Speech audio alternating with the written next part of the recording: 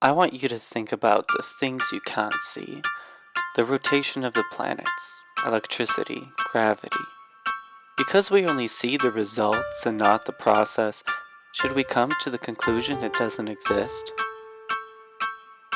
The National Weather Service and the University of North Dakota present The Balloon, one story told detail by detail.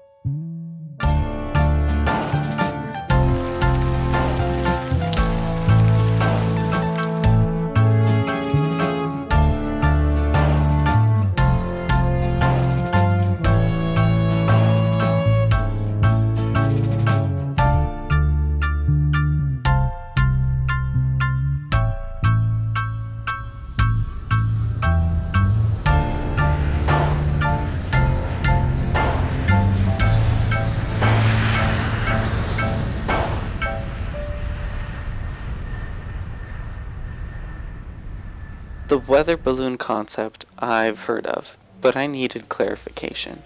What does it do? What is it for? To answer those questions, I saw a professor from the University of North Dakota, Nathan Ruff. So the goal of the sensor array system was to measure the entire flight and record everything that we needed to, from temperature to humidity to things like altitude and direction. These balloons would be launched around the world twice a day. They would collect that data from their flight and make their way down. However, there's no planning where they go. We followed Mike Koziaris from the National Weather Service to one of the launch sites. My producer Dane and I could easily see how the wind pushes the balloons away from their launch.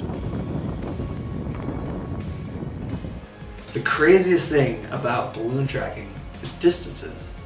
You think that we've got the GPS system that solves all our problems, but in reality, having a radio to track distances when you're on one side of the room versus the other is totally different when you're tracking a balloon that could be 20 miles up above the surface. Costs would rise as balloons would get lost. Chelsea was invited to speak at a national conference to introduce the idea of placing a small unmanned aircraft to the balloon that would make its way to the original launch location after the balloon burst. I asked Nathan to tell me more about the components that would be necessary for this to be a success.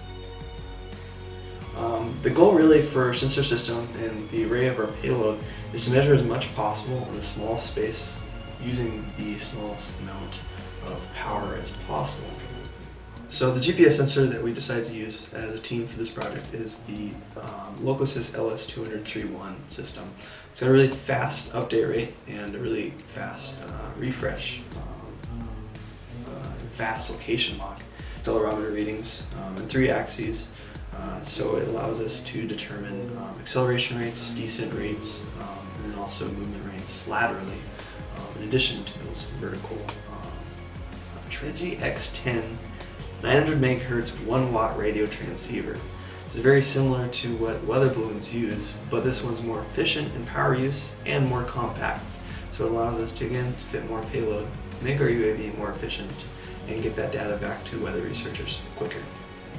So imagine that little thing has a 40-mile range. 40 miles should be enough, right? I had to give this a try, so we made our team and built a prototype. We launched it early in the morning and waited a few hours for it to return. The UAV knew to fly back to the park. Mike and I were sent to look for it when it landed. Welcome to Grand Forks, North Dakota, where we launched a weather balloon and we can't find it at all. No idea. Nowhere. Let's just say we were shooting for more of a success. I'll go look for it.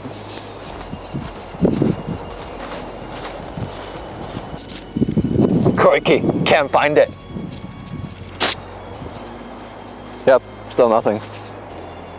I've been looking all day. Do you know where I can find it? Do you see it? After hours of countless searching, we draw our episode to a close. With one great team, we achieved one great goal.